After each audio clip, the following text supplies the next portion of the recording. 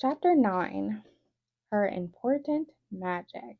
As the years passed, Nanny could tell the coldness inside Maleficent was thawing. Maleficent wasn't sure if it was from Nanny's love or the thing inside her that had been growing for some time. The terrible burning feeling she sometimes felt when she was angry or sad. She tried to banish it from her mind and focus on her important magic, which she studied at every opportunity. On Nanny's bookshelf she had found several tomes written by the odd sisters, three witches named Lucinda, Ruby, and Martha. Their pages were filled with all sorts of dark magic that intrigued Maleficent. One of the spells was particularly interesting to her.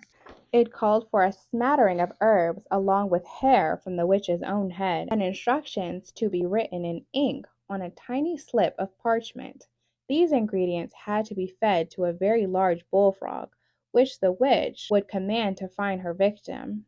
The bullfrog would then crawl into a sleeping person's mouth and live in their throat, waiting on orders from the witch by means of telepathy. Maleficent had to look up what telepathy meant. When she did, she finally had a word for something she had observed in Nanny, the ability to read minds and communicate without speaking. From what Maleficent read in the book, she gathered that the gruesome spell was terrifying for the victim. The witch could command the person to do whatever she liked. The bullfrog would come out only at night, while the host slept, to report its findings to the witch, and then it would squeeze itself back into the victim's mouth before morning. The victim was aware of something living in their throat, but was unable to say anything about it.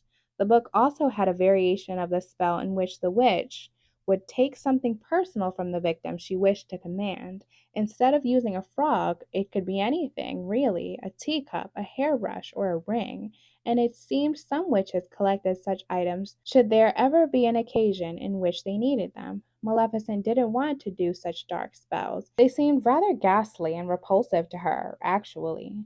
She just liked reading and learning about them. Maleficent also loved reading the lyrical and often hilarious notations in the Odd Sisters books. They were quickly becoming her favorite spellcasters and her favorite witches. Maleficent liked knowing things. It gave her power. It gave her confidence. The more she read and learned, the less afraid she was of the other fairies. She had a deep sense of pride that while the other fairies were learning how to enchant broomsticks, she was learning valuable charms and spells she could use when she finally ventured out of the fairylands. Maleficent was learning real magic. That was most exciting of all.